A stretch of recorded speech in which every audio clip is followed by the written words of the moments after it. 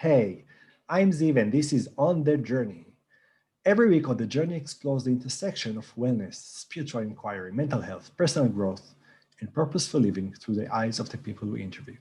Clifford, I'd love to hear about your journey. Yeah, thank you. I appreciate it. Thanks for having me on. Well, I will tell you, I'll start with life is tricky. I remember uh, it was Forrest Gump says it best. Life is like a box of chocolates. You never know what you're going to get. Amazing And that movie. is life Yeah. in general. I relate to it so much. I totally. So Yeah, what's yeah. in your box of chocolate? Yeah, so my box it started one of the earliest memories I have was my biological father leaving. So I was 4 years old and he drove away and I didn't know why. All I knew was people leave in your life. Like that's kind of the memory that I had. My mom did end up remarrying. She remarried when I was 6, but she had introduced him into my life around 4, and I was just understanding him and figuring that whole thing out, and it was a bit confusing. It was a bit confusing. And so going through that process and also seeing death at a young age, my grandfather passed away when I was 5. Wow. It just it stung me in a way knowing like, oh crap, I'm gonna die one day. It was terrifying for me. And I remember my mom consoling me because she knew something was up. And I don't think she realized how. In fact, I know she doesn't realize how much that hit me because later on in life I told her like, yeah, I remember those experiences like they were yesterday. Wow. um and so going through it and understanding life the very best that I could, and fumbling and bumbling like everybody does as they go through their process, I learned several amazing habits, and it did come from the man my mom remarried to. He taught me very powerful habits that still stick with me to this day. And as I've gone through my journey, I say you have things that serve you and you have things that no longer serve you. And so you get to choose what you're going to use in essentially your bag of tricks. Like life is going to give you so many things that you might not understand in the moment that you're having them, but they can help you later on in life if you learn how to use them. So I'm so curious. Wow, can you tell us about these habits? How did they start? What are they? How do you practice them today? Yeah, so his first habit was actually about taking responsibility. And it was everything was take responsibility of what happens in your life and look within you, and whether there's a good consequence or a bad consequence, take responsibility for what you're doing. And so that one really it hit home for me. And he told me that when I was like 6. He told me that Wow. when pretty young. Yeah. It's amazing that it resonated with you at that age. Yeah, things have always kind of resonated with me. And as I've gone through my coaching journey, I learned so many different lessons on the journey. And so it's love you too. My wife is leaving. So it it, It was the it comes down fastest to loving. It was the yeah, fastest love you too I've ever loved you too, and it was really yeah, yeah. beautiful. This is what love you too. But Clifford, So I do want to like, how do you develop a habit of taking responsibility? How do you do it? Because it sounds like a mindset, not like a habit. So how do you develop the habit of taking responsibility? yeah, so the habit of taking responsibility, um, you know that saying just do it, Okay. right? From Nike, just do it. It's not that simple. And I feel you have to be in the right environment to be able to even start taking responsibility. Like sometimes people get in the enough is enough club and say, I'm just fucking done with where I'm at. Like, I don't want to be here anymore. And they do the things that they need to do. But it doesn't always have to be that way. It depends where they're at on their journey. I feel since I had two loving parents, right? And I had a safe space to go, it made it easier to take responsibility. If you have someone who's getting beat up and kicked down consistently and they have like nobody on their side, it makes it harder to take responsibility. And so even though that was one of my first lessons, it's not how my modality works. That's the fifth lesson on my steps. Like, I have 6 steps that you go through, and I don't take you through that lesson until you feel comfortable enough to take on that lesson. Okay. So if So you're what in a are those? loving space, yeah, if you're in a loving, caring space, it's easier to take responsibility.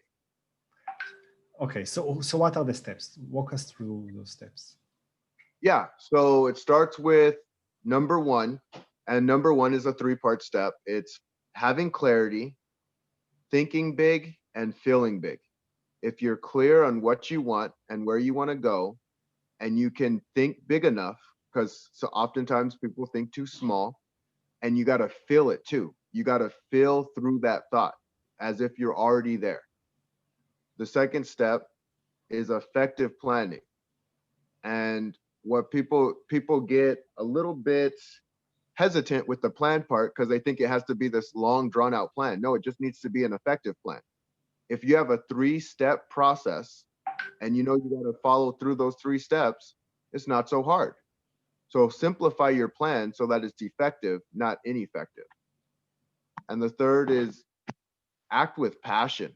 You know, that's where you learn the biggest lessons, when you're taking that intense passionate action.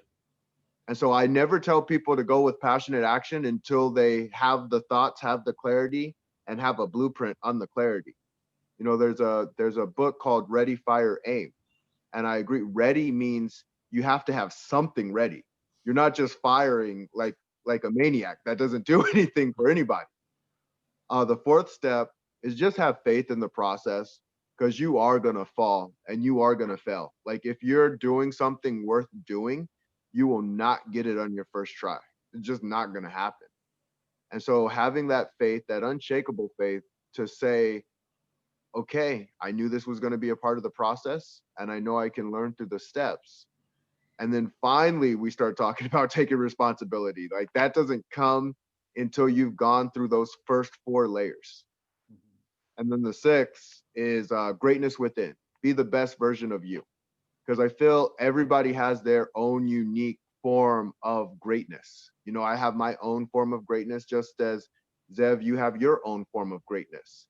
And you have your own unique blueprint of seeing the world and your perspective. So that sounds like a good plan, and on the paper it sounds even okay. So it really makes sense. But then we come, to actually implement it. What we do? What are the actual steps that we need to do? You can choose one of the steps and just let's Yeah. let's see the practical side of that. Okay. So let's go with the thinking big and the feeling big, Okay. right? So thinking big, feeling big, it comes down to the environment we surround ourselves in. Because if we have people shitting on us on a regular basis, it's going to be hard to do that. It's just going to be harder to do. And so we work on three systems: our visual, like we see, right? And some people are more visual than others. They can see it and they feel that feeling just from seeing it. Then there's auditory, they hear it. So you hear certain things and you'll get a feeling from what you're hearing. And then some people just need to actually apply it and do it, like the kinesthetic, where it's a movement, so body movement. And so when we look at those 3 systems and practice, right? Practice. So I don't like saying fake it till you make it. I like the saying just be it. If you're just it, you grow into the person you need to become. And so if I sound confident, if I feel confident, if I'm hearing confidence in my head, if I'm seeing confidence, and if I'm responding, with the way my body motion is of confidence, then that is confidence. So there is no like, oh, just fake being this thing. Like, no, you're not faking it. If you try and fake something, it's gonna get into that subconscious mind and it's gonna mess with you. So how So do I be do it. it? Okay.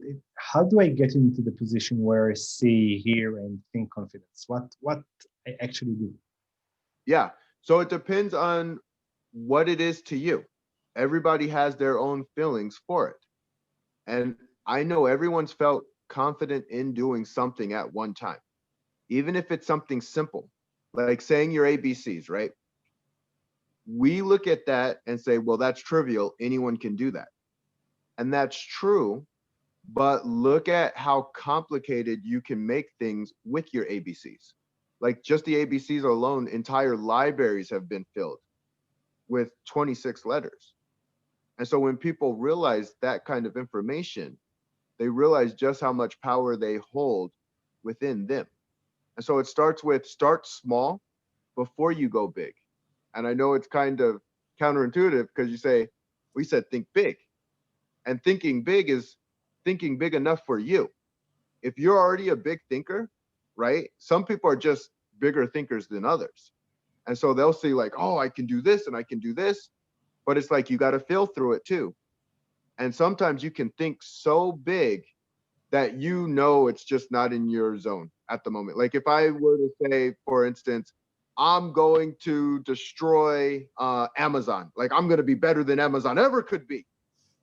And I'm living in one, like it just start with something to get some momentum going. Because it's Definitely, a momentum plus results equals alignment. definitely. Okay. So I want to be more confident. Okay. There are situations where I don't feel comfortable. I don't feel confident. In other situations, I do. What should I do? How do I start small?